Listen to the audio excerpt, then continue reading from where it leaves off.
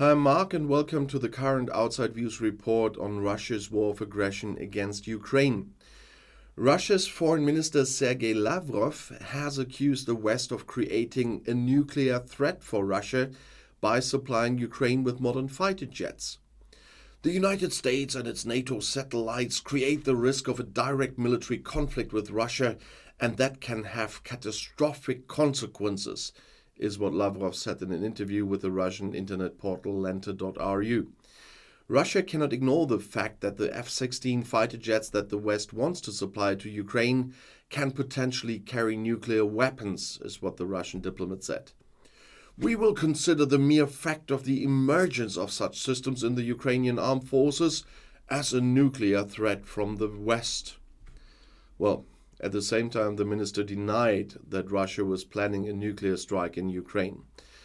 The conditions for using such weapons are well known, Lavrov said.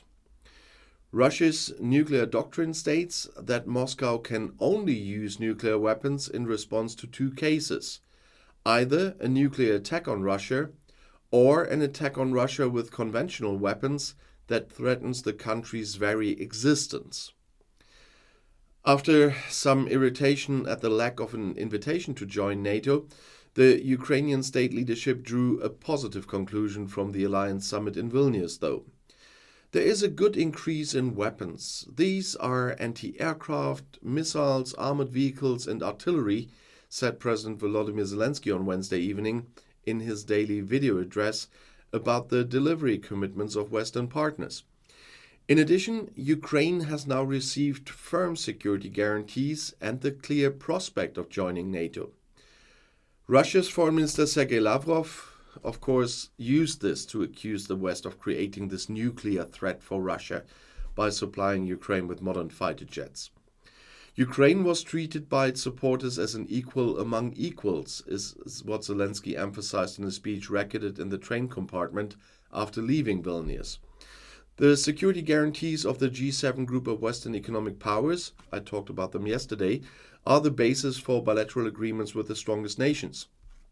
At the same time, he appeared to be demonstratively following the advice of the British Defence Secretary, who had asked him to be less critical and more grateful to Western governments for their arms assistance. Zelensky thanked all NATO countries individually. He praised Germany, for example, for promising further air defense systems that had already saved thousands of lives in the past. Previously, the G7 countries had pledged long-term military and financial aid to Ukraine as long as it is not yet a NATO member.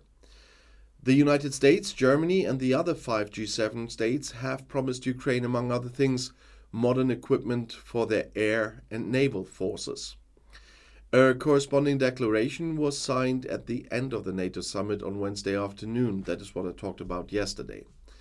And Russia's Foreign Minister Sergey Lavrov immediately focused on the Western fighter jets and in particular the planned delivery of F-16 jets to Ukraine. And that's where he brought this quote with the NATO satellites creating the risk of a direct military conflict with Russia. Yeah. Only because those jets can deliver nuclear weapons doesn't mean they will deliver nuclear weapons, because the Ukraine doesn't have them.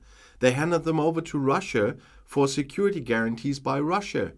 Just reminding everyone. But they will consider the mere fact of the emergence of the system to be a threat, and a nuclear threat from the West. But it's sometimes really ridiculous what's coming. You cannot believe anything anymore that's coming out of Russia. And Lavrov's ministry accused NATO of returning to schemes of the Cold War. A statement from the Ministry of Defense on Wednesday evening said, "The West was concerned with protecting its people from the rest of humanity on the basis of the arbitrary division of the world into democracies and autocracies. In order to protect its global hegemony, the West has chosen Russia as the main target of its aggressive policies. Moving everything, Moscow is accused of undermining global energy and food security," the critics said. Well, dreaming of Russia's strategic defeat, NATO would be building offensive weapon systems on Russia's borders and conducting maneuvers to rehearse attacks. What a lot of bullcrap. And Ukraine would be supposed to serve as a battering ram and is therefore being fed empty promises and weapons, but it would be nothing more than consumable for the West. That's what the Russian Foreign Ministry claimed. They're getting more and more desperate with it, all this stuff they're spitting out there. But if you want to know more about the current developments, the next video is right here in the end screen. I'll see you there. I'll be back.